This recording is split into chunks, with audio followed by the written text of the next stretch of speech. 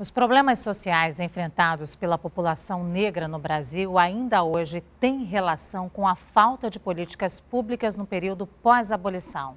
A afirmação é unânime entre os estudiosos. Hoje, na segunda reportagem da série A Verdade sobre a Escravidão Negra no Brasil, você vai ver que muitas vezes o Estado evitou as políticas de reparação.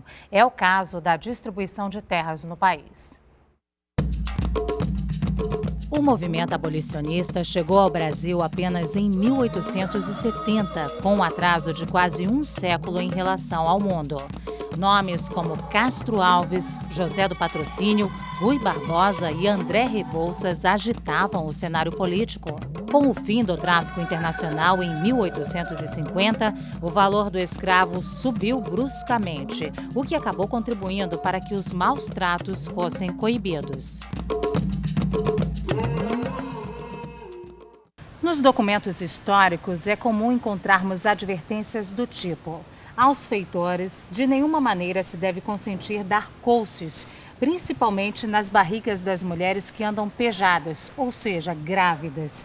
Nem dar com paus em escravos, porque na cólera não se medem os golpes e pode ferir a cabeça de um escravo de muito préstimo que vale muito dinheiro e perdê-lo. Se falar em escravidão é um tabu para os brasileiros, que dirá tratar aqui dos métodos e instrumentos de tortura. Seria esse também motivo de reparação?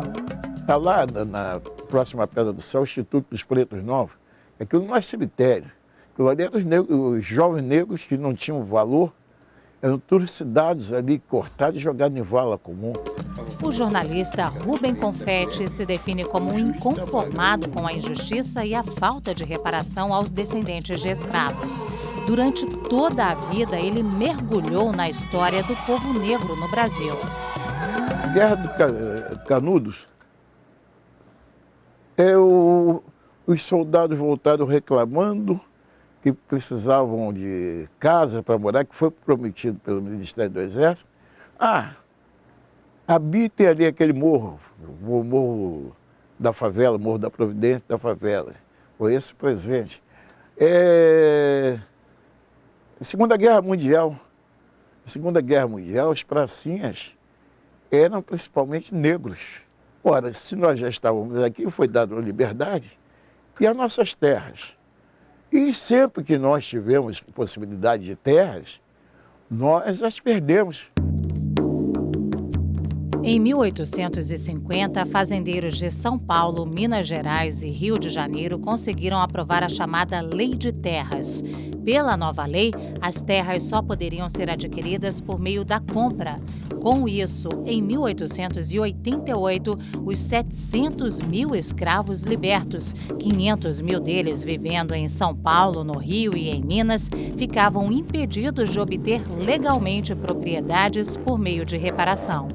Se você pensar na questão de distribuição de terra no Brasil, isso está relacionado ao nosso passado escravista. Se você pensar na questão da violência urbana no Brasil, isso está relacionado ao nosso passado escravista. Então é muito complicado toda a nossa vida, ela nunca foi fácil, não está sendo fácil, não será, teria de haver uma mudança total na educação, uma reparação seria o termo,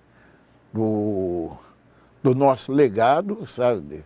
Nós chegamos aqui trazido contra escravos, vocês imaginem. Se para o marítimo já é difícil o porão do navio, e agora para o escravo.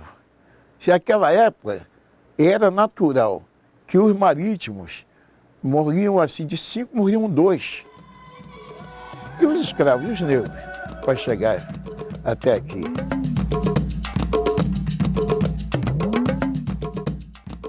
Na reportagem de amanhã, você vai conhecer as políticas raciais do Estado Novo.